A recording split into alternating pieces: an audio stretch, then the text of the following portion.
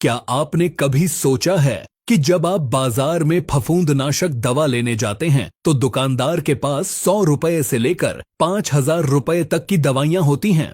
कई बार आप अपनी फसल में दुनिया की सबसे महंगी और सबसे अच्छी फफूंदनाशक दवा का छिड़काव करते हैं, लेकिन बीमारी वहीं की वहीं रहती है। फफूंद मरने का नाम ही नहीं लेती और फसल पीली पड़कर सूखने लगती है।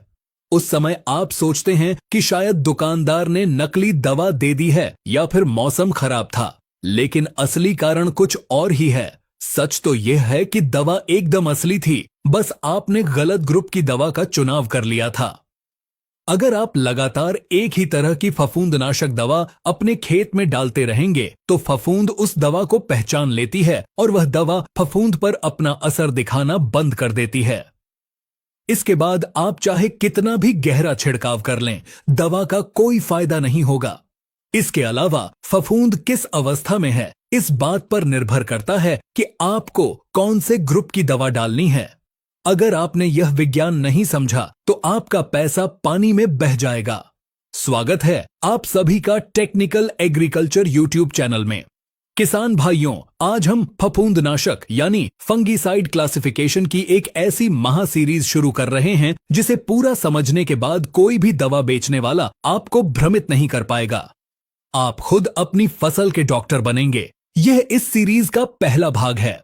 आज हम फफूंदनाशक के काम करने के तरीके, उनके मुख्य ग्रुप, उनमें पाए जाने वाले टेक्निकल और वो टेक्निकल कौन सी बड़ी कंपनियां बनाती हैं, इस पर बहुत गहराई से बात करेंगे। हम इस वीडियो में कुछ मुख्य ग्रुप कवर करेंगे और बाकी के एडवांस ग्रुप अगले भाग के लिए रखेंगे। तो इस वीडियो को बिना छोड़े पूरा सुनिए, क्योंकि यह जानकारी आपकी खेती का पूरा नजरिया बदल देगी। फफूंदनाशक काम कैसे करते हैं, इसके आधार पर इन्हें मुख्य रूप से दो भागों में बांटा जाता है। पहला है कॉन्टैक्ट फंगीसाइड, जिसे हम स्पर्शीय फफूंदनाशक कहते हैं, और दूसरा है सिस्टेमिक फंगीसाइड, जिसे अंतरप्रवाही फफूंदनाशक कहा जाता है। सबसे पहले बहुत बारीकी से समझते हैं कॉन्टैक्ट फंगीसाइड को। नाम से ही पता चलता है कॉन्टैक्ट यानी संपर्क में आना। यह वह दवा है जो पौधे के अंदर बिल्कुल नहीं जाती है। जब आप इसका छिड़काव करते हैं तो यह पत्तियों, तनों और फलों के ऊपर एक बाहरी परत या एक सुरक्षा कवच बना लेती है। जैसे ही हवा या पानी के जरिए फफूंद का बीज उड़कर आपकी फसल की पत्ती पर बैठता है और इस रासायनिक सुरक्षा कवच के संपर्क में आता है, वह बाहरी सतह पर ही मर जाता है। यहां सबसे बड़ा तकनीकी पेंच यह है कि कॉन्टैक्ट फंगीसाइड का उपयोग हमेशा तब करना चाहिए जब खेत में बीमारी आने की सिर्फ आशंका हो, यानी बीमारी के आने से पहले बचाव के तौर पर, जिसे हम प्रिवेंटिव स्प्रे कहते हैं। अगर फफूंद पत्ती को छेद कर पौधे के अंदर घुस चुकी है और बीमारी के धब्बे आपको साफ दिखाई देने लगे हैं, तो कॉन्टैक्ट फंगीसाइड डालने का कोई विशेष लाभ नहीं होगा, क्योंकि दवा बाहर रह जाएगी और फफूंद अंदर पौधे को खाती रहेगी। कॉन्टैक्ट फंगीसाइड के अंदर कई अलग अलग रासायनिक ग्रुप आते हैं। इसमें सबसे मशहूर और सबसे ज्यादा बिकने वाला ग्रुप है डाइथायोकार्बामेट ग्रुप।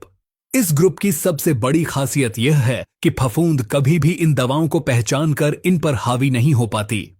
ये दवाएं फफूंद के शरीर में एक साथ कई जगहों पर हमला करती हैं। इस ग्रुप के अंदर जो सबसे पहला और प्रसिद्ध टेक्निकल आता है वह है मैनकोजेब 75% WP, इंडोफिल कंपनी के M45 के नाम से जानते हैं। यह एक बहुत ही शानदार कॉन्टैक्ट फंगीसाइड है जो झुलसा और पत्ती धब्बा रोगों से बचाता है।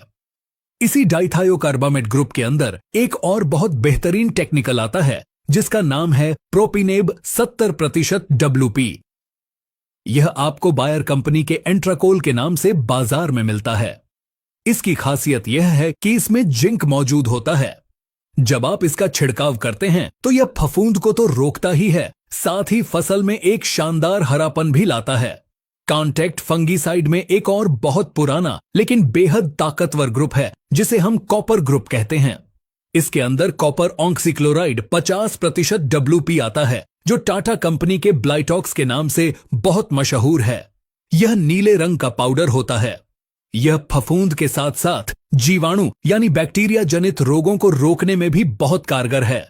अब हम बढ़ते हैं फफूंदनाशक के दूसरे और सबसे एडवांस प्रकार की तरफ, जिसे हम सिस्टेमिक फंगीसाइड कहते हैं। जब बीमारी पौधे के अंदर घुस जाती है तब हमें सिस्टमिक फंगिसाइड की जरूरत पड़ती है।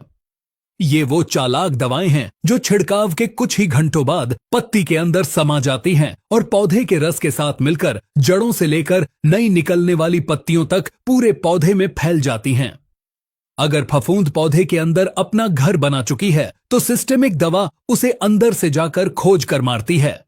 इसे हम क्यूरेटिव एक्शन या उपचारात्मक तरीका कहते हैं। सिस्टेमिक फंगिसाइड के अंदर कई अलग अलग टेक्निकल ग्रुप आते हैं जिन्हें समझना एक जागरूक किसान के लिए सबसे ज्यादा जरूरी है। सिस्टेमिक फंगिसाइड में जो सबसे बढ़ा, सबसे भरोसेमंद और सबसे ज्यादा इस्तेमाल होने वाला ग्रुप है वह है ट्राइजोल ग्रुप। ट्राइजोल ग्रुप की दवाएं बहुत ही अनोखे तरीके से काम करती हैं। जब फफूंद का विकास हो रहा होता है तो उसे अपनी कोशिका की दीवार बनाने के लिए एक खास तरह के रसायन की जरूरत होती है। ट्राइजोल ग्रुप की दवाएं फफूंद के उस रसायन को बनने से रोक देती हैं। जब फफूंद की कोशिका की दीवार ही नहीं बनेगी तो फफूंद वहीं की वहीं खत्म हो जाएगी। ट्राइजोल ग्रुप के अंदर कई शानदार टेक्निकल आते हैं। इसमें सबसे पहला नाम आता है प्रोपिकोनाजोल 25% ईसी का। धानुका कंपनी का जेरोक्स इसका एक बहुत ही बेहतरीन उदाहरण है। जेरोक्स का उपयोग रस्ट और ब्लाइट जैसी बीमारियों में बहुत शानदार परिणाम देता है। अगर धान की फसल में फॉल स्मट की बीमारी आ रही है तो वहां भी जेरोक्स का छिड़काव करने से यह बीमारी तुरंत रुक जाती है। इसी ट्राइजोल ग्रुप में दूसरा टेक्निकल आता है डाइफेनोकोनाजोल। यह आपको सिंजेंटा कंपनी के स्कोर के नाम से मिलता है। यह भी फफूंद के विकास को अंदर से रोकता है।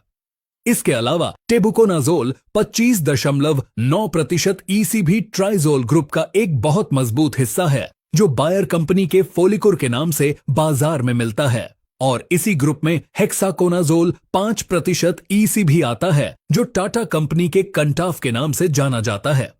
आपको यह नियम हमेशा याद रखना है कि ये सभी एक ही परिवार के सदस्य हैं। अगर आपने एक बार जेरोक्स डाला है तो अगली बार फोलिकुर या कंटाफ डालने का कोई मतलब नहीं है, क्योंकि फफूंद इस पूरे ट्राइजोल परिवार को पहचान चुकी होती है। सिस्टेमिक फंगिसाइड में ट्राइजोल के बाद जो दूसरा सबसे ताकतवर और थोड़ा महंगा ग्रुप आता है वह है स्ट्रोबिल्यूरिन ग्रुप। इस ग्रुप की दवाएं बिल्कुल अलग तरीके से काम करती हैं। ये दवाएं फफूंद के माइटोकॉन्ड्रिया पर हमला करती हैं। आसान भाषा में समझें तो ये दवाएं फफूंद की सांस लेने की प्रक्रिया को रोक देती हैं और फफूंद की ऊर्जा को काट देती हैं, जिससे फफूंद का दम घुट जाता है और वह मर जाती है। स्ट्रोबिल्यूरिन ग्रुप का सबसे बड़ा उदाहरण एजॉक्सिस्ट्रोबिन है। यह सिंजेंटा कंपनी के एमिस्टार के नाम से मिलता है। इसी ग्रुप में पायराक्लोस्ट्रोबिन भी आता है जो BASF कंपनी बनाती है। स्ट्रोबिल्यूरिन ग्रुप की खासियत यह है कि ये पौधे को लंबे समय तक हरा भरा रखते हैं और पौधे की उम्र बढ़ाते हैं। आजकल बड़ी कंपनियां सबसे बेहतरीन परिणाम देने के लिए कॉन्टैक्ट और सिस्टेमिक या फिर सिस्टेमिक के ही दो अलग अलग ग्रुप को मिलाकर एक नई दवा बनाती हैं जिसे हम प्रीमिक्स फंगिसाइड कहते हैं।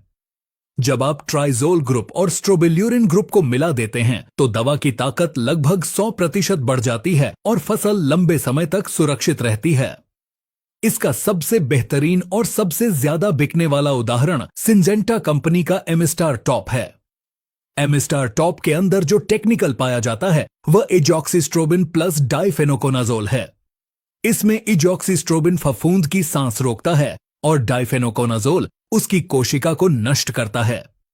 यह दोहरावार फफूंद को बचने का कोई मौका नहीं देता। आपकी दाने लगभग 100% भर आएंगे और फसल एकदम स्वस्थ रहेगी। फफूंदनाशक का छिड़काव करते समय कुछ बहुत ही कड़े नियम हैं जिनका पालन आपको करना ही होगा। कई बार फफूंद के साथ साथ फसल में जीवाणु यानी बैक्टीरिया का भी हमला होता है जिससे पत्तियां झुलसने लगती हैं। ऐसे समय में आप फफूंदनाशक के साथ एंटीबायोटिक दवा मिला सकते हैं जैसे कि स्ट्रेप्टोसाइक्लिन या कासुगामाइसिन। लेकिन टेक्निकल एग्रीकल्चर की यह सख्त हिदायत है कि एंटीबायोटिक का डोज हमेशा 12 ग्राम प्रति एकड़ ही रखना चाहिए। इससे ज्यादा मात्रा का प्रयोग फसल को फायदे की जगह भारी नुकसान पहुंचा सकता है। किसान भाइयों, यह फंगिसाइड क्लासिफिकेशन सीरीज का सिर्फ पहला भाग था। इसमें हमने कॉन्टैक्ट और सिस्टेमिक फंगिसाइड के मूल अंतर को समझा। हमने डाइथायोकार्बामेट, कॉपर ग्रुप, ट्राइजोल ग्रुप और स्ट्रोबिल्यूरिन ग्रुप को गहराई से जाना, लेकिन विज्ञान अब भी खत्म नहीं हुआ है। फफूंदनाशक की दुनिया बहुत बड़ी है। हमारे अगले भाग में हम SDHI ग्रुप के बारे में बात करेंगे, जो आजकल बाजार में सबसे ज्यादा धूम मचा रहा है। हम बेंजीमिडाजोल ग्रुप के बारे में जानेंगे, जिसमें कार्बेंडाजिम और थियोफेनेट मिथाइल जैसी दवाएं आती हैं। हम यह भी जानेंगे कि बीज उपचार के लिए कौन से ग्रुप की दवा सबसे अच्छी होती है और कौन से 2 फंगिसाइड को आपस में कभी नहीं मिलाना चाहिए। अगर आप खेती में नुकसान से बचना चाहते हैं और सही दवा का सही समय पर उपयोग करना सीखना चाहते हैं, तो इस चैनल से जुड़े रहें। यह जानकारी आपको कैसी लगी, नीचे कमेंट करके जरूर बताएं। आपके एक कमेंट से हमें ऐसी ही गहरी तकनीकी जानकारी लाने की प्रेरणा मिलती है। इस सीरीज के दूसरे भाग को देखने के लिए टेक्निकल एग्रीकल्चर चैनल को अभी सब्सक्राइब करें और बेल आइकन को जरूर दबाएं, ताकि वीडियो आते ही आपको पता चल जाए। मिलते हैं फंगिसाइड सीरीज के दूसरे भाग में। तब तक के लिए अपनी खेती को समझें, रसायनों को समझें और आगे बढ़े। जय जवान, जय किसान।